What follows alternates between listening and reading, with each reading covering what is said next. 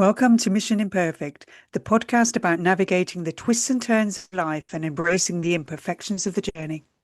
We're your hosts, life coaches Catherine and Kirsty, and our mission is to support you in finding your own path, your own way, with greater clarity and self trust, no matter how messy or uncertain things may seem. We address the roadblocks that come up time and time again for our coaching clients, from acceptance and boundaries to values and well-being and everything in between. As well as asking lots of questions, a coach's favourite thing to do, we'll be sharing thoughts and insights and offering plenty of tips, tools, and techniques for you to try. Your mission, should you choose to accept it, is to grab a cuppa and a biscuit and join us in getting lost in finding ourselves. Hello and welcome to this week's episode of Mission Imperfect. Now, this is one that I think is going to land quite hard for a lot of us, and it's all about the comfort and the cost of trying to stay in control. Yeah, we just thought, like many of the topics we talk about, there are certain words that can sort of bring about a bit of a reaction, aren't there? People there have like quite a strong, perhaps positive connotation or a negative one. And I think control is definitely Mhm. one of those. It can sound quite bossy, rigid, even a bit coercive.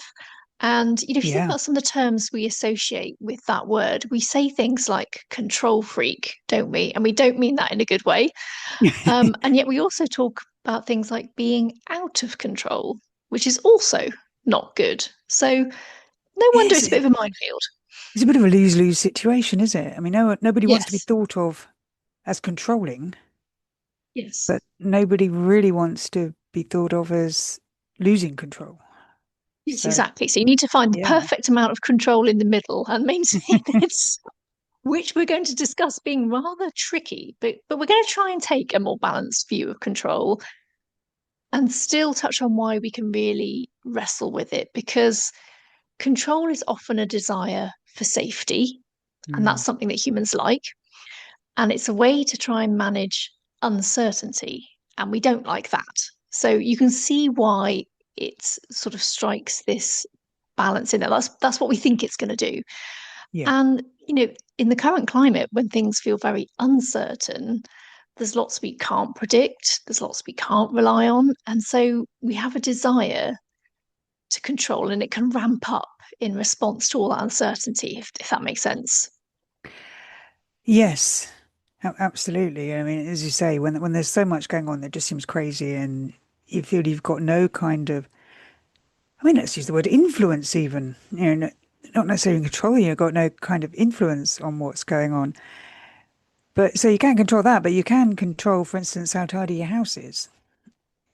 It might be that, I mean, perhaps an old favourite that can work for and against you. I can't control how people treat me, but I can control how I respond. Which I think can be a bit of a two-edged sword. But I can't control the cost of living crisis, but I can control how many biscuits I eat. Well, some people might be able to. Obviously, I can't. That's totally out of control on that one. Do you know what? I'm impressed. On an episode about control, we got in biscuits because, yes, self Yeah, control and biscuits has a nice affinity for us, doesn't it? Because, or not. yeah, Yes, not happening. back slightly on the subject Oh, of control. sorry. Yes. This isn't about blaming ourselves for wanting it because it is quite a normal human Yeah. response. But we can try to understand it when and why it shows up and why we can get stuck grappling for it. So let's talk a little bit about some of the signs that we might want control. I mean, obviously there are some obvious ones. For example, we want to choose where we go for dinner, for example, because we know the menu and we like it, as opposed to a random surprise. But there are more subtle signs as well. So it could be things like we overthink decisions because we want to Mhm. control the outcome. We replay conversations because we wanted a different response or a different reaction, maybe from ourselves or from someone else. I think Oh, this is one I, that I everyone can am. relate to. Yeah, I am clearly a massive control freak. Then, possibly the massivest ever control freak, based on that. Okay, No, I carry on. think I think you're not Carry on. alone. I really do. So I think that was one people can definitely relate to. I do Yeah. it too. Replay conversations. Normally where I think of something really witty to say as opposed to, something really useless. But you know, Yes. And it's such a um, waste that you never get to say it, isn't it? But I anyway. know. Yeah, saying it like, half an hour later doesn't quite work, does it? Anyway, we can feel responsible for other people's reactions because we assume it was within our control for it to be different. Mm. We can try and plan every outcome, and this is to do with that desire for certainty that we spoke about. And we can feel tense when things are open ended because we want that certainty. Oh, yeah. So, Yeah, and maybe there's something here too as well about repressing or perhaps curating our emotions when it comes to that mm, self-control. We don't want to lose control. We want the right kind of control of ourselves and how we respond to everything. yeah, So not it, letting it the anger or the stress show. mm, and that can be dangerous place to be as well, isn't it? When you supply, Yeah. because they have a tendency to kind of bubble Hmm. if you don't have a sort of release for these things. So it's no wonder it's quite a tricky thing to navigate when you put it in that kind of context. When we read through that list, I think we had about six things there. I imagine most people can relate to at least a few of those things and think, oh, okay, so that's perhaps a little bit of control wrestling at play. So, Yeah. but is there actually a downside to being in control? Because all that Mm. said, you can think, well, actually, perhaps being in control is a good thing. But this is the problem. We can't always have it. And accepting our lack of control is sometimes hard. Mhm. It starts often as a measure of self protection, or at least an attempt at it, but it can be draining and even fruitless because it's a human trait to think we can control or at least influence more than we actually can. But that can be very depleting of our energy. It can reduce our trust in ourselves and others, limit our options, and keep us in a sort of managing state rather than a living and experiencing state. And I don't say that Mm. lightly, and I'm making that sound like it's an easy thing to do. But when you're trying to control every detail of your life, you think about your day, you can't control every aspect of it, can you? Certainly, you can't control the weather, you can't control whether other people are going to be on time, you can't control everything that's going to happen We can't at control when the work. bus turns up. Yes. Yes, I think you might be speaking from experience there, Not Kirsty. not So that I'm bitter. No. the thing is, control, even though we might think it doesn't automatically mean to outcomes. And maybe it's the feeling of control that gives us comfort and reassurance in an Mm. expected outcome. Maybe there's something to do with that, because sometimes we do have unexpected good things happen as well, don't we? And the thing Yeah, I is, mean, but quite a lot of people will tell you they don't like surprises. We usually associate a surprise with something good. And most of us mm, will say we don't like shocks, and that's really quite reasonable and probably yes, true for 99.9% of us. But you also hear people say they don't like surprises. It's even if something good is happening, if it's not something that they were expecting and feel in control of, it can be disconcerting rather than enjoyable. so true, isn't it? You just Yeah. reminded me of the amount of self-control I did try to demonstrate the other day Oh, when I'd say, an unpleasant surprise of an enormous spider in my bedroom oh no. again. It's just, I know, it's like, well, why is it always in the bedroom? I mean, I'd rather it was Spike. outside because then at least I can run away. That's the point. But when it's in my bedroom, in the corner above the bed, and it took all my willpower, I think, not to shriek my head off because I think I've mentioned spiders before. You I'm have, no good at yes. them. Clearly, I've not managed to do anything to overcome Oh, that fear. But yes, I definitely don't feel any sense of control when I see one because I just think, I don't know why. Why am I threatened by something that's so much smaller than I am? But there you go. It's an irrational you one. But you may not have felt control, but you did demonstrate some control because you didn't, yeah, well, this you is said you true. didn't shriek your head off. Yes, this is true. I think There I you go. muttered a few expletives and exited the room. That's not a bad thing. A few expletives help massively in almost any situation. They're allowed. Yeah. Yes. Anyway, so my spider story has got us a little bit off on a tangent, as we normally do. Biscuits and spiders seem to be the order of the day today. But yes, so trying to exert control when it is actually limited, it can reduce flexibility, can reduce possibility, and can even mask other things going on, like grief, or in my case, in Mm. that example, very much fear. And it can even distance us from others, even with good intentions. Yeah, but I guess if you're exerting control in order not to show what you really think and feel, perhaps, or to manipulate the outcomes of situations, that doesn't create a genuine connection, does it? Mm. So that, Yeah. yeah, it creates that distance. Hmm, I interesting. think, yeah, I think, you know what? I think the thing that's really coming up about control, with it being that word, because it's not a word I particularly like. I do associate it with those negative things like Hmm, control freak and being controlled. No one wants to be controlled, do they? They don't want to feel like no, they're under someone else's control. We want true. independence Yeah. to have our own thought. I think it comes down to this thing about trying to feel more certain. That's what I think it is often about, because we want to think we know what's going to happen. We know what someone else is going to say. We know what the response is going to be. We know that the bus is going to come on time. We know that the interview is going to go well. Totally. We want all of those things to happen.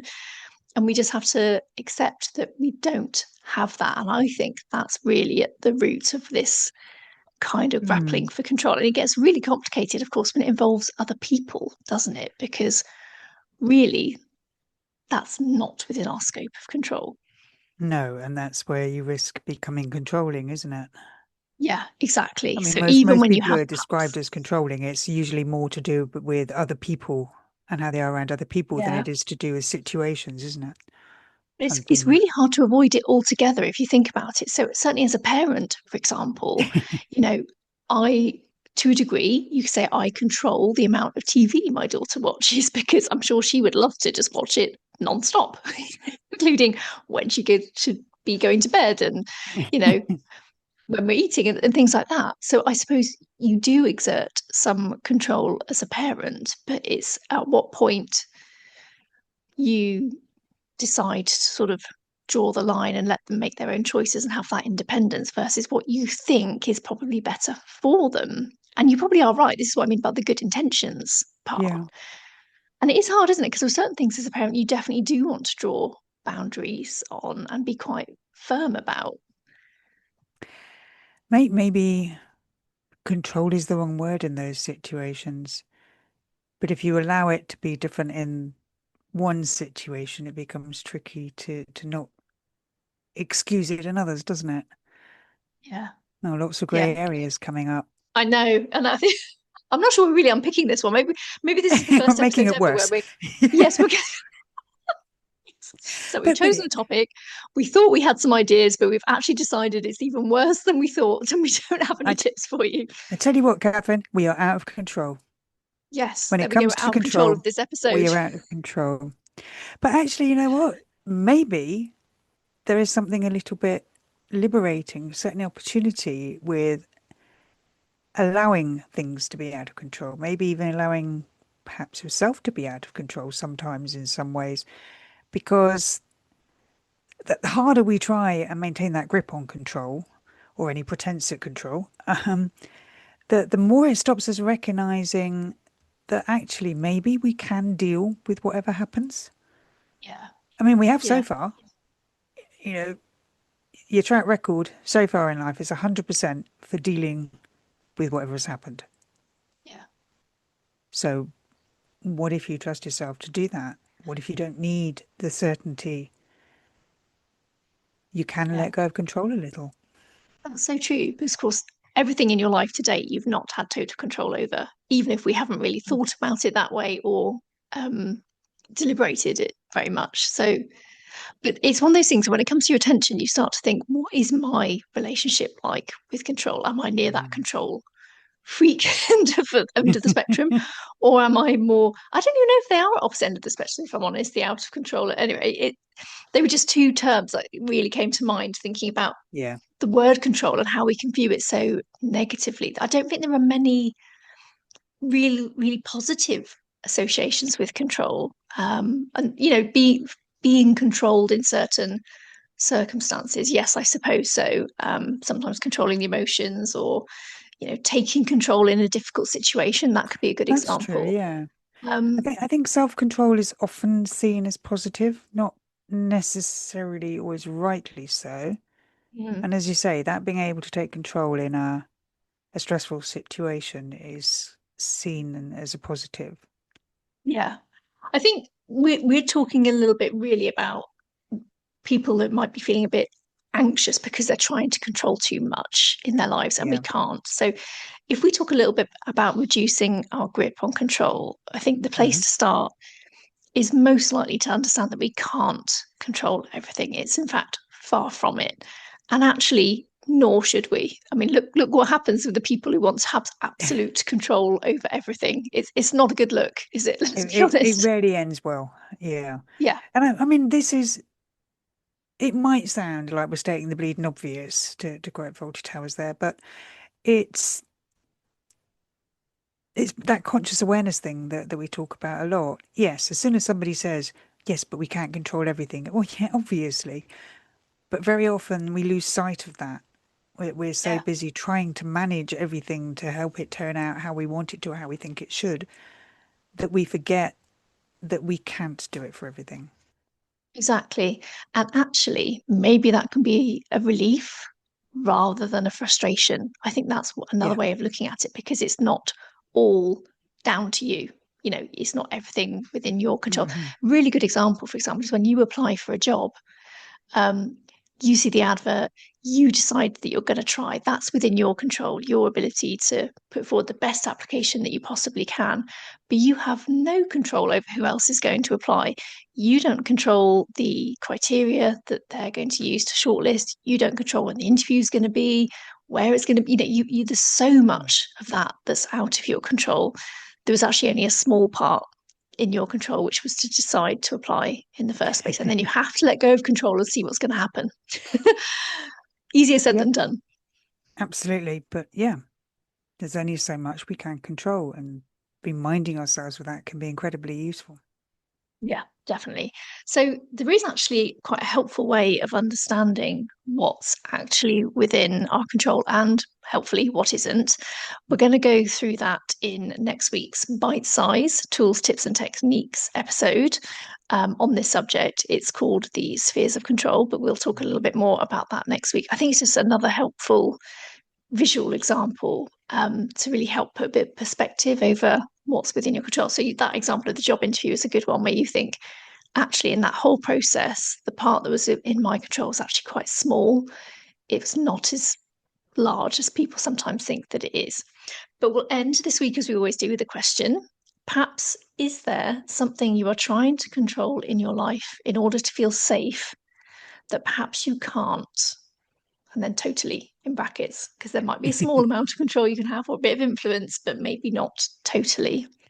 So that's something just for people to have a little think about Oh, from yeah. everything we've discussed about control in this episode.